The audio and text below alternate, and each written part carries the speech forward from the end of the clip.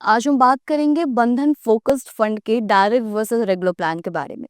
दो डेट आपको यहाँ पर दिख रही होंगी। पहली डेट है 2 जनवरी 2013 की और दूसरी डेट है आपके सामने 6 अगस्त 2025 की। वैसे में देख लेते हैं कि 2 जनवरी 2013 को रेगुलर और डायरेक्ट की एनएवी क्या थी इस फंड की। तो यहाँ पर रेगुलर की एनएवी थी 20.07 और डायरेक्ट की भी एनएवी सेम थी 20.07।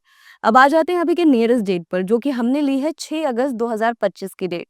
यहाँ पर रेगुलर की एनएवी है 86.46 और डायरेक्ट की एनएवी है 101.87। अब इसको एक एग्जांपल से समझने की कोशिश करते हैं। मान लेते हैं कि एक व्यक्ति ने 1 लाख का इन्वेस्टमेंट किया था 2013 में। तो आज के टाइम में उनके इन्वेस्टमेंट की क्या वैल्यू होगी रेगुलर और डायरेक्ट प्लान में इस फंड के।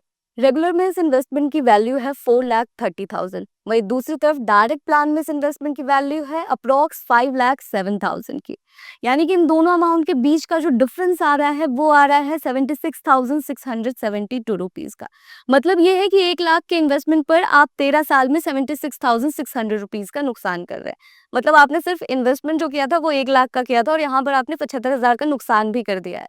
हो सकता है फिर भी लोगों को लगे कि ये नुकसान कम है, अगर 13 साल में मेरे 75,000 रुपए जा भी रहे हैं तो मैं यहाँ पर 1 लाख का 4,30,000 रुपए बना भी तो रहा हूँ।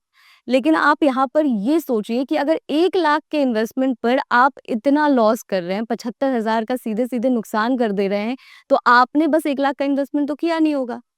अगर 1 लाख के इन्वेस्टमेंट पर इतना नुकसान हो रहा है तो आपके और भी इन्वेस्टमेंट्स पर आपका कितना लॉस हो रहा होगा, हम यही समझेंगे अपने दूसरे कैलकुलेटर से, जहां पर हम चेक करेंगे कि म्यूचुअल फंड के इन्वेस्टमेंट्स पर हिडन कमीशन के कारण और जानकारी की कमी के कारण आप कितना नुकसान कर देते हैं।